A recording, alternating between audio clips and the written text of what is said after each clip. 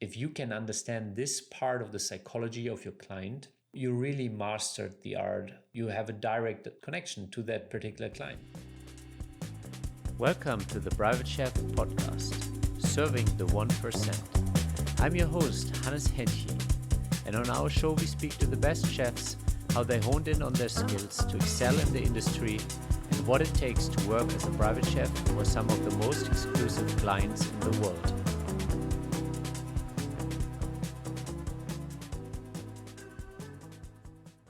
Welcome back to the Private Chef podcast. My name is Hannes Hennche, and today we're going to talk about food psychology. And this, for me, is a very, very interesting topic because in the private space, more often, I got very confused by the feedback that I got from some of my clients. And sometimes I also got straight up confused by what they told me they want to eat and what they actually want to eat. So I learned to navigate this and differentiate between what they tell me and what they actually want. And some of that has to do with chemistry within their body. And one of the resources that I love to go back to is the Huberman Lab podcast from Andrew Huberman. He's a professor at Stanford. He just has great scientific insight as to why, for example, sugar hits the dopamine release a certain way and why it's very hard for people to get around cravings. So I want to pick up some of that and speak about the different psychological aspects of food. One of that, for example, is part of the anticipation. Another one is variety. Another one is the impact of stress. Another one is the pleasure pathway and why we appreciate certain foods and comfort foods. And another one is what's actually happening in the gut when certain food hits the gut. And how does that communicate with the brain? So let's dive right in. Anticipation. One of the things that I did not realize initially being a chef is how important it is to really paint a colorful picture of what will be served. And I was never a good salesperson of the dishes I made. If you just hit me up in the kitchen, I was very scarce with colorful words. I couldn't describe it well. I didn't have the language. And basically, if you ask me what's for dinner, I'd tell you beef, which doesn't give the client a whole lot to work with. So in this particular instance, if you just tell somebody beef, unless they love their steak and they're like, oh my God, Hannes makes great steak and he grills it a certain way, there is probably close to zero anticipation because there was no colorful description. There's no real building up an experience in their mind. So one of the things that I had to learn over the years is to actually learn how to speak to the food I'm cooking beyond just, putting a great dinner on the table. A major dopamine release is part of the anticipation. And this is actually also setting you up for failure if you don't deliver on the anticipation. Because there is a major release that's happening right then and there when the expectation is high. And actually, this is a beautiful phase for the client. And the same is true for kids. If they know Christmas is coming up, there's a certain anticipation. We've all experienced that anticipation. The thing is, you also have to deliver, just like with kids on Christmas. The same is true for cooking dinner for your clients. If you give them a very vivid, colorful description of how amazing the steak is going to be and, the kind of vegetables that you're grilling outside next to the steak, and maybe you made a very nice side dish. And again, you can see how I'm not being very wordy right now. And this has been one of my struggles in the kitchen all the time. I couldn't pull the language together in the moment when the client actually just wanted to know what is for dinner. And I did not give them that kind of anticipation release and set them up for that beautiful period into dinner. But I usually deliver during the dinner, which is different dopamine release. Let's stay with the anticipation for now. And what's happening here is they are basically experiences the same like the kid before Christmas, as I said already. So there's a major dopamine release, and especially if those are foods that they are used to, something that they're craving, something that they're enjoying, something that's very pleasurable to them. What fires together, wires together. Over time, there's literally like neural highway building up. The more often a route is being fired or wired, the easier it is to be rewarded in that. So if I tell you I'm making chocolate mousse, you know exactly what's going to come. And you know how happy you're going to be if it's exactly the kind of chocolate mousse that you're usually getting. So the anticipation as well as the actual enjoyment of the meal is very hardwired according strong dopamine release.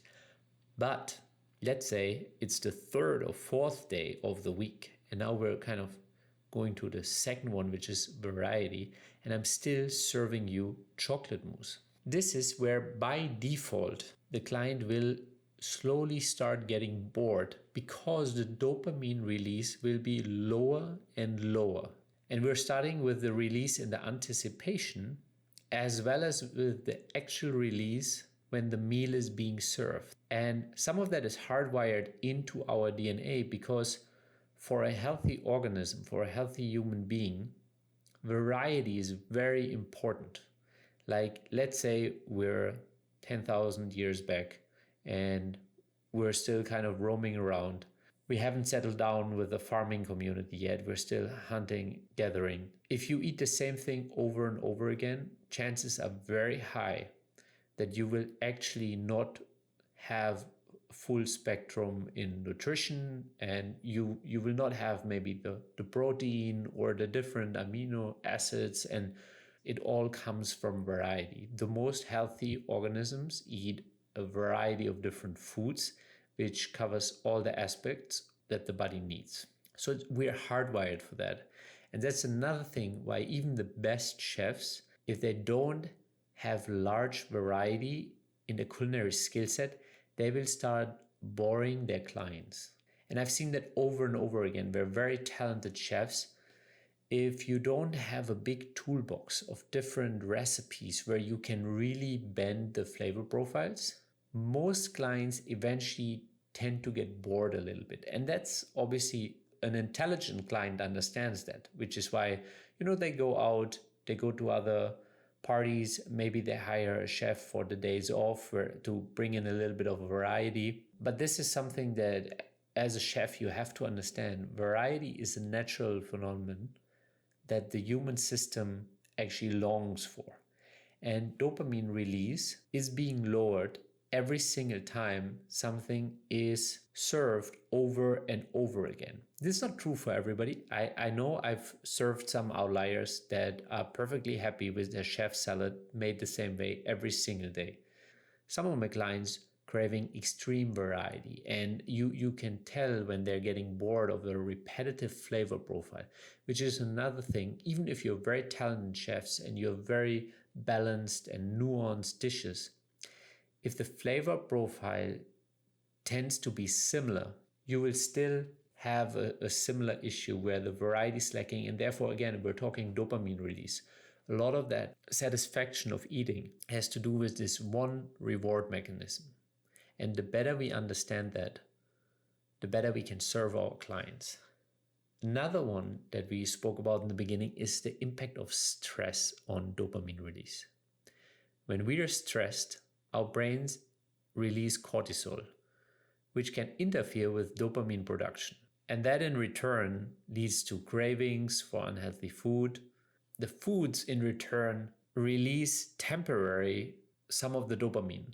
So because the cortisol is actually reducing dopamine release because we're feeling stressed and we're trying to take care of something, then we're trying to kick it in by using something that we know releases dopamine, which for many of us is chocolate, candy, all kinds of things. And again, this is something that I've witnessed in myself and my clients and friends and family. When people get stressed, they tend to make less good choices, which also for many people happens at the end of the day because, things kind of stack up during the day. And while they're able to make really good choices in the morning, turns towards the end of the night, it has a lot to do with how they're feeling within themselves. So again, this is food psychology 101. Somebody who is stressed tends to eat unhealthy foods. And that's simply because the brain releases cortisol, which interferes with the dopamine production. So, what we want to do is, if we can communicate that with our clients, we're like, hey, I understand you're stressed, but we discussed certain health goals. Maybe instead of going for the quick fix by eating the junk food right now, or the cookie on the counter, or the muffin, or whatever else they're usually craving, maybe why don't you go for a quick run, which will reduce the cortisol, which will make them feel good, and the run will release the dopamine. Or you can do a workout, which will also release dopamine, and actually a lot more than that. Workouts are one of the best ways to feel amazing afterwards. This is not so much part of this episode today. We're not talking about workouts, but redirect the craving from unhealthy foods, because what they're really longing is the dopamine reward. It's not the food, it's what the food does for them, which kind of leads us right into the pleasure pathway and comfort foods. And this again is something where a lot of what happens in our brain has to do with pathways that are wired together. And a lot of that has to do with memories from the past and how we're conditioned. One of the really interesting things that I discovered in my own food journey is that if I'm very conscious and I make shifts because I do research on food and I want to change something, for example, I started fasting, then I can see how I can actually change my relationship to the dopamine release, because I start rewarding myself for eating better food, which initially doesn't taste as good. I give you an example. I used to eat tons and tons of chocolate and cakes and all kinds of sweets, like so much of it. It was probably extremely unhealthy, but I could take it in a way because I was working a lot and I was working out and I was young. So I probably didn't do quite as much damage as it would now or in 10 years from now. But what I didn't realize is I was used to it, because even when I was a kid, I already had access to Coca-Cola, had access to sweets. And, the interesting thing is, one of the things I keep observing now is we reward children with sugar so much that they're getting very, very used. Again, they're having that highway that's being wired in their head for dopamine release that is related to certain foods. So again, whenever we are under pressure in life, and it doesn't need to be stress, but it could be emotionally pressured. It could be that we are having relationship issues. It could be something is off in school. Kids already tend to go to comfort food. And I think we're actually having an epidemic of that right now. Like, we're seeing people taking care of their emotional needs with comfort foods. And again, this is something, without going down the rabbit hole of deep psychology and childhood traumas or anything, this is something that has to do with what are they used to use when they're coping with something from their past. So what we are used to as children directs our attention and action in the future. Again, we're looking for the pleasure, we're looking for the dopamine release, we're looking for comfort. So we're going for foods that we're used to. And a lot of that is extremely subconscious. It's smells, it's textures. Like, for example, I'm German and I like bread. And probably some of that simply has to do with where I grew up, because, there's many people in the world who don't like the German bread at all. And they will turn towards whatever they've been grown up on. And that gives them comfort. Germans eat tons of pasta, we eat a lot of pizza, and we eat a lot of bread. It's well made, But at the end of the day, that's what's comfort for a lot of Germans. And then if you go to Mexican culture, Brazilian culture, Spanish culture, everybody has their own form of comfort food. And a lot of that, again, has to do with slightly more heavy dishes that have three major components which are very hardwired into the human system. They're salty, they have fat, but they also have sugar. Those three together are very hardwired into the system for one particular reason. They used to be scarce in nature. Just think about yourself being in a forest trying to find sugar, salt, or fat. And now imagine trying to have those three together in nature at the same time. Naturally, our system releases a lot of dopamine because this is something that, historically speaking, from an evolutionary perspective, we're not used to. First of all, we're not used to having it in abundance, just available at basically a swipe these days, or just to have 2 pounds of sugar sitting in your cupboard. All of that wasn't quite normal for the human system. We used to have a lot of work to do, or walk miles to find certain foods, and there was a lot of activity involved, so there was a lot of reward involved in getting those foods. Unfortunately, these days the human system doesn't have to go through any activity to get it, but the reward is still hardwired in our system. So the release we get from salt, sugar, and fat is significantly higher than from most other foods. One of the reasons I was going nuts in some of my private chef roles is I realized that while people tell you that they don't want sugar and they don't want fat and they don't want so much salt, the reality is, especially if they're used to going to restaurants work with a lot of sugar in a lot of different ways. And if you go to the supermarket, you will see that all over the aisle. If you really start to go zero sugar, 70%, 80% of an American supermarket are not for you anymore.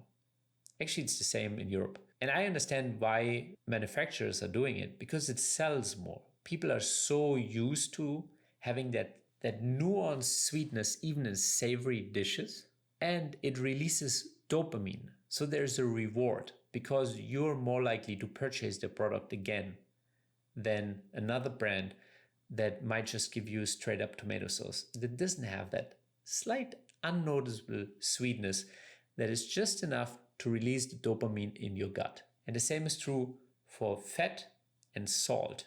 So since the body has been hardwired by evolution to reward that significantly more than other foods, this is something that drives comfort.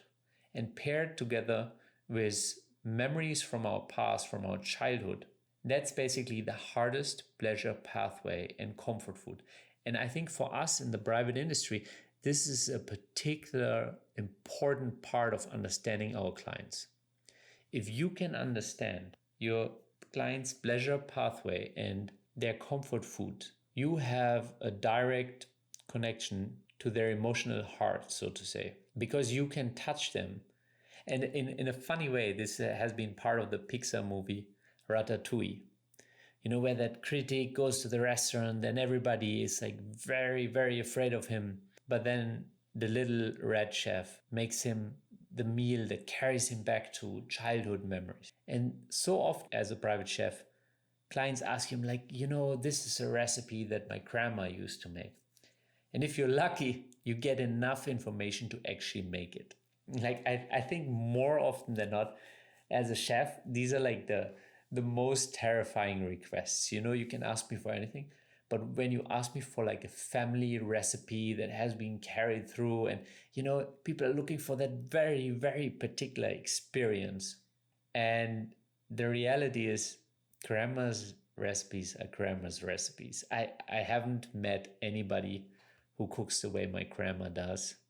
And I think even if I would try to explain them all her recipes, it would never quite translate. That's part of the pleasure pathway in the true comfort foods. If you can understand this part of the psychology of your client, you really mastered the art. You have a direct connection to that particular client, because it's so rewarding to the client to eat what they've always eaten.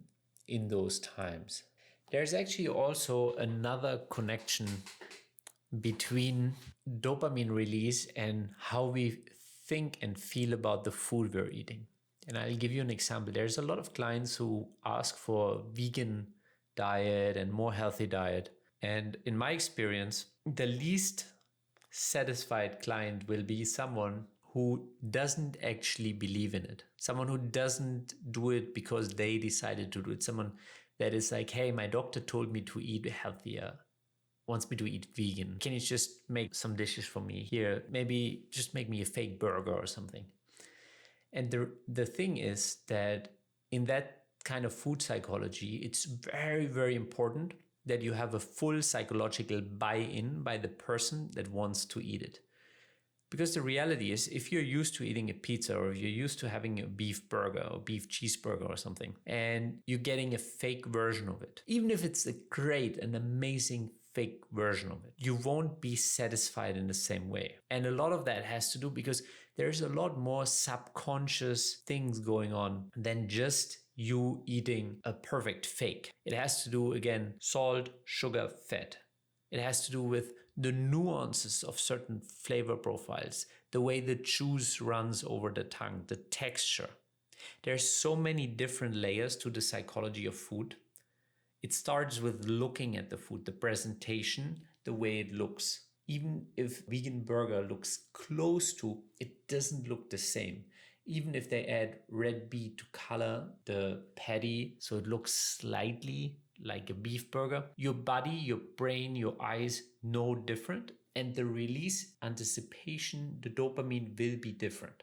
So unless somebody has a full buy-in psychologically, like, hey, I'm eating vegan because it's better for the world, I'm saving the world, that is their initial dopamine release over their original anticipation that they're used to from their childhood. And eventually they might actually get to like what they're eating. And then they're getting to a point where they appreciate for what it is, but they had to override the old school memory that was maybe connected, for example, with the cheeseburger. And that comes from the dopamine release related to the I'm doing something great, either for the world or myself. I'm doing something that's healthy. I'm doing something that's good for the environment. So in that sense, whenever you do deal with a client who doesn't have a full buy-in on a certain diet, you will have a really hard time actually psychologically satisfying them. They might eat it, they might be okay with it, they might appreciate the flavor profile, but in the hearts of hearts, you will know that they didn't have the same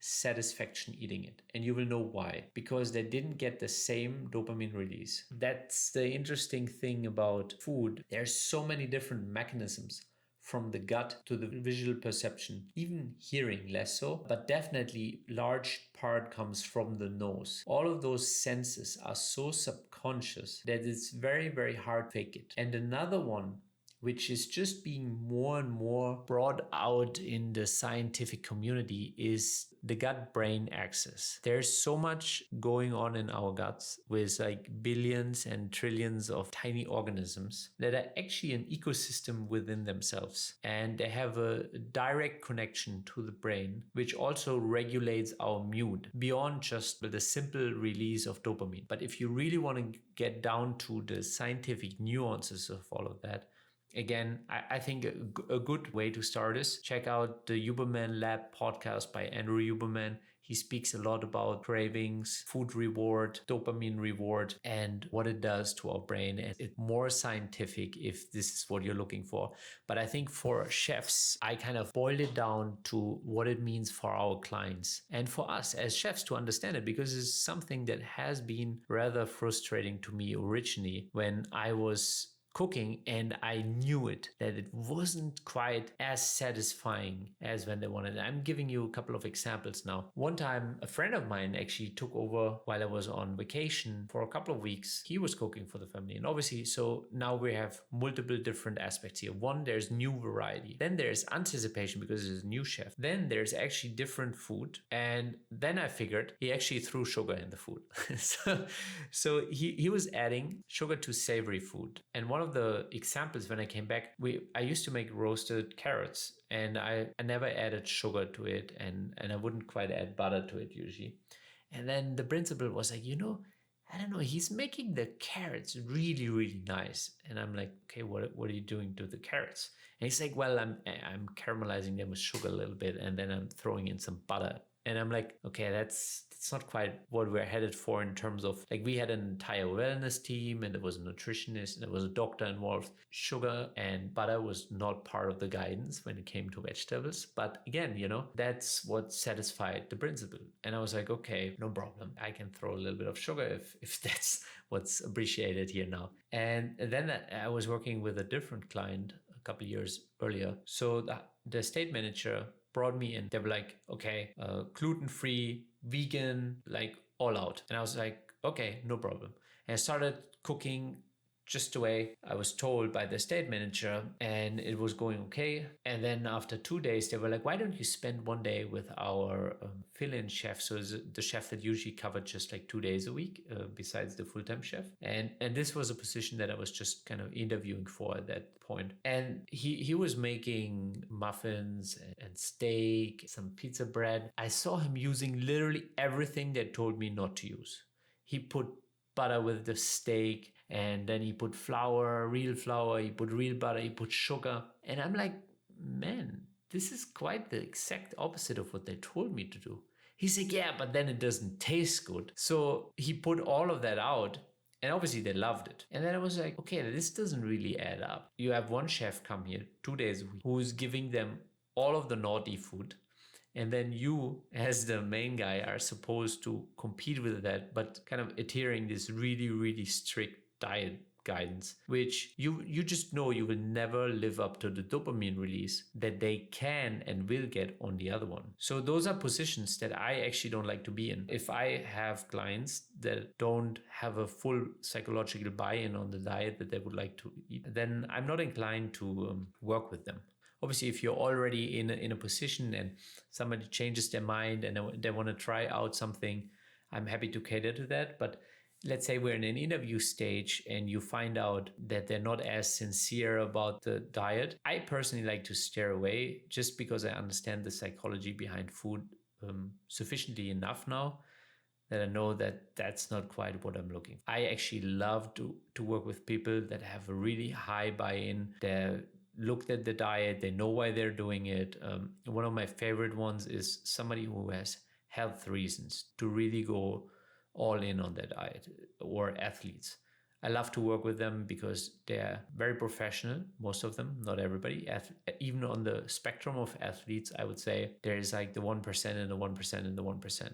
There's the Kobe Bryants, and then there's the average schmoes. So I think part of the food psychology is your psychology, is pick your clients wisely and understand the dopamine release, and you can experiment with yourself. This is the beauty of this. Understand your own dopamine release and where are your beliefs around food, what releases dopamine in your system, what are your comfort foods, and where do you have the biggest rewards. This has been our episode on food psychology. I hope you learned something about what it means to understand the dopamine release of your clients. Thank you so much for joining us, Private Chef Podcast, Serving the 1%.